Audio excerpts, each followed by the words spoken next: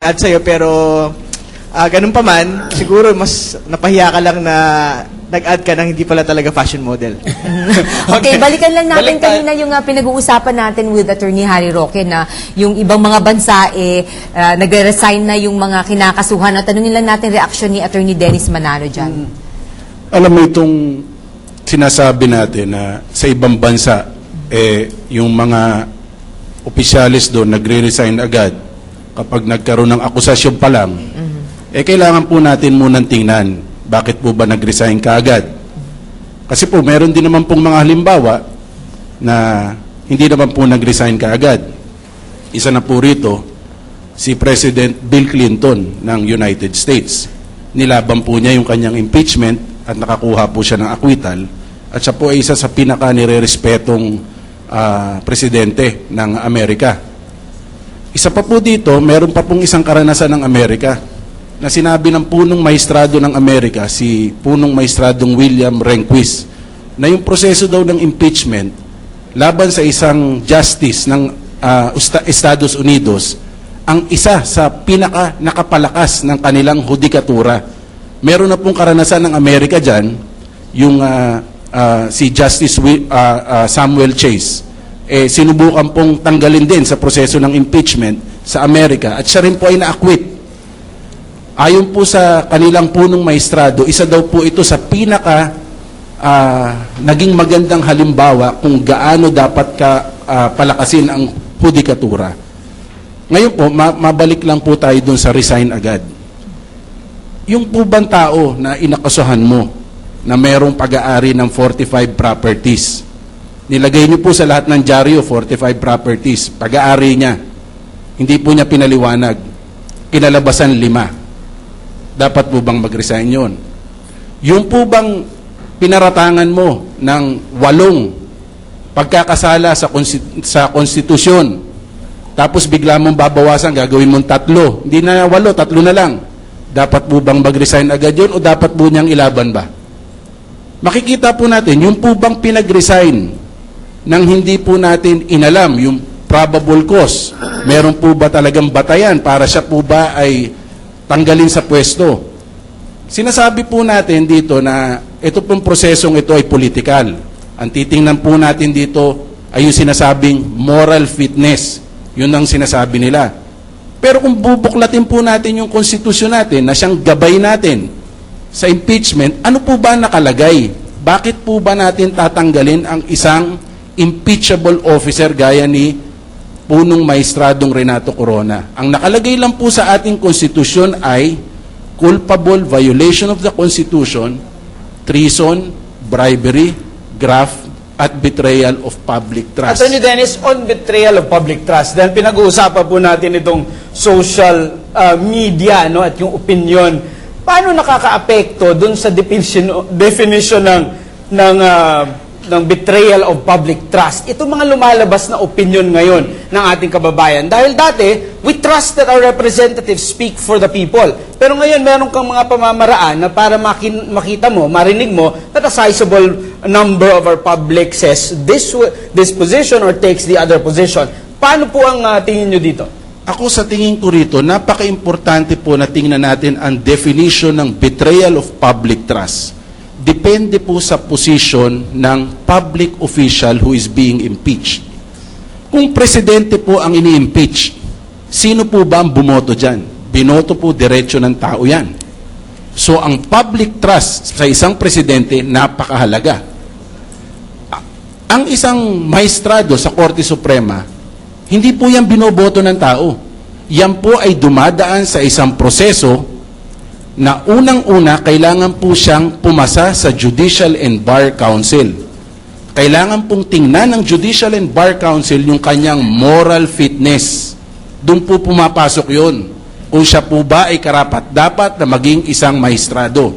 Pag siya ay nakalusot sa Judicial and Bar Council, saka siya titingnan ng presidente. Ito ba ay dapat kong italaga sa Korte Suprema o hindi? Kunin natin yung reaksyon ni Congressman Umali dyan.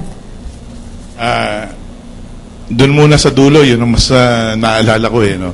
Yung JBC, moral fitness, pag dumaan doon, tsaka sa presidente. Pero sa buhay, laging may nagkakamali. Dumaan sa JBC, pumasa, nai-appoint ng presidente kahit questionable, nakalusot, kanya may impeachment. Ito yung proseso na kung saan pag sa iyong pagsisilbi ay hindi mo na maintain at hindi mo na i-prove yung iyong kapasidad, yung moral fitness, then there is also that constitutional provision for impeachment where you will have to remove him because public trust has been betrayed. So yun yung isang aspeto na gusto kong sabihin dyan. Ano? Going back, Clinton, Chase, alam mo, ibang kultura dun eh. Ang political maturity sa Amerika ay kakaiba. Hindi natin masasabing pareho tayo and we are on the same footing. Yung kay Bill Clinton, ang kasalanan niya ay personal dahil ito ay patungkol sa kay Monica Lewinsky. Pero ito'y iba eh. Marami itong pinag-uusapan natin. Ito'y hindi lang siguro at saka ang issue doon ay yung pagsisinungaling, ano? Kanya lumaki yung issue dahil sa pagsisinungaling. Ay ito hindi lang pagsisinungaling dahil malaki ang epekto sa taong bayan.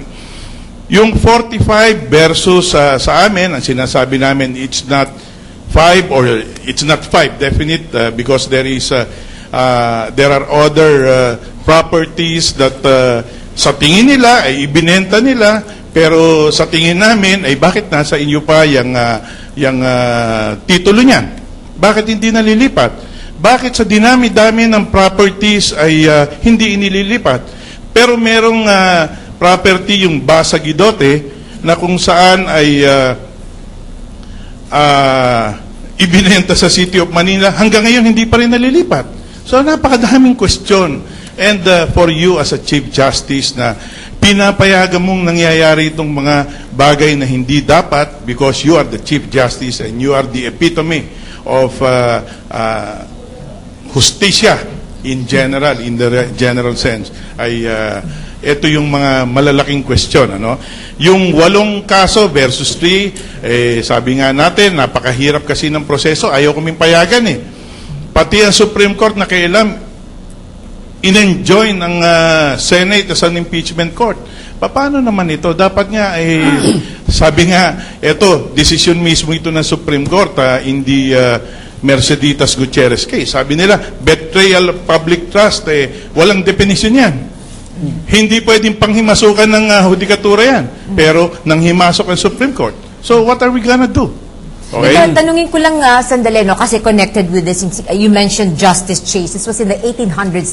Nais kong tanungin ng ating historian patungkol dito kasi sinasabi nila, nung ini-impeach si Justice Chase, pareho may similarity ang sitwasyon noon at ngayon, no? Yung naging sinundan na presidente nung presidente na si Justice Chase, ganun din parang si Gloria Macapagal Arroyo at President Aquino ngayon.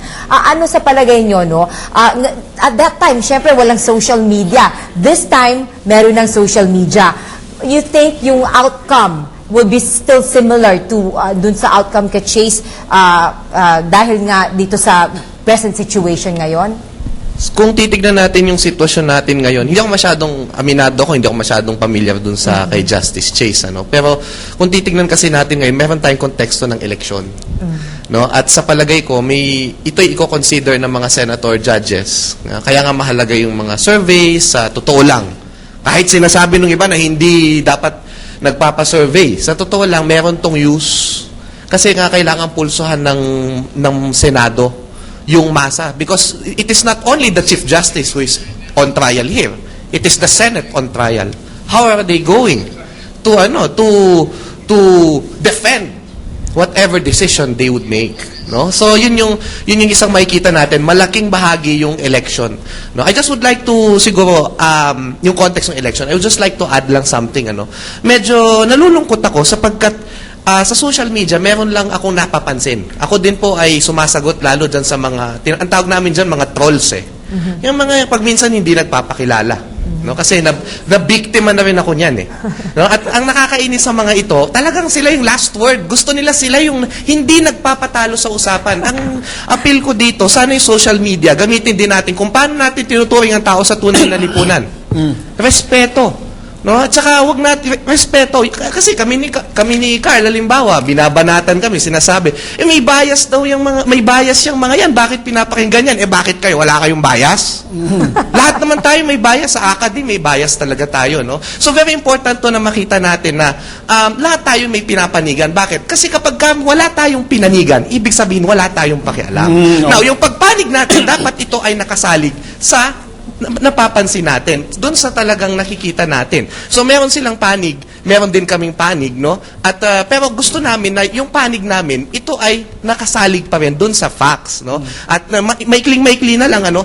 Ang ayoko na nakikita ko din, yung hinahalo yung iba't ibang issue sa impeachment. O bakit daw ini-impeach? Kasi si presidente daw ay mayroong minamaniobra daw niya ang Senado at ang Kongreso at dahil daw sa usapin ng Hacienda Luisita, ngayon pati yung Marojas at saka yung Binay issue nahalo na rin. Respectfully, I would like to say, ngayong yung presidente, probably binraso niya nga yan. Probably yung Senado at yung Kongreso ay napa-agree niya dyan. Pero nandyan na eh. Rumolyo na ang sistema.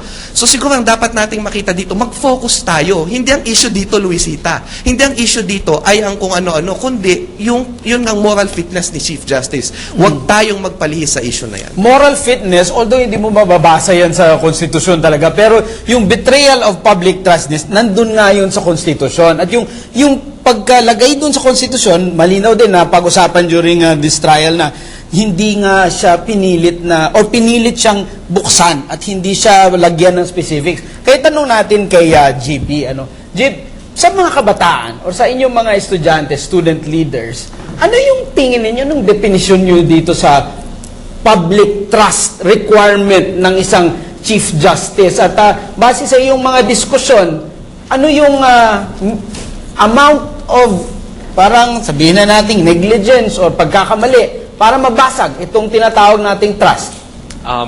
I can't speak for everyone, pero we did a survey a month ago, March, no? We did 5 surveys sa 5 schools. Ateneo de Manila University, De La Salle University, University of the East, Tarlac State University, tsaka Ateneo de Davao University. And then, across the board, mababa yung trust rating ni Chief Justice Renato Corona. And we did the survey because we wanted to know the appreciation of young people towards the impeachment process. And at the same time, parang gusto namin magkaroon ng correlation kung bakit nga ba ganito yung trust rating niya. If ever mataas, ano yung reason? And if ever mababa, ano yung reason? Maraming mga comments na lumabas. Yung mga comments kagaya ng hindi paglabas ng SALN, ng tamang SALN, hindi pag-disclose ng dollar accounts, hindi pag-testify sa impeachment court. We think na yung moral fitness nagkakaroon ng mas cloud of doubt because of the fact na maraming questions are left unanswered because of these actions of the Chief Justice or because of these actions of the defense team nga na let's keep it legalistic, let's keep it ganito yung nakalagay sa mga dokumento, etc., etc. And then, meron kasing gut feeling, I would think, no, maraming gut feeling na yan ay hindi sa akin, yan ay sa anak ko, pero it has been done several times. These are not, you can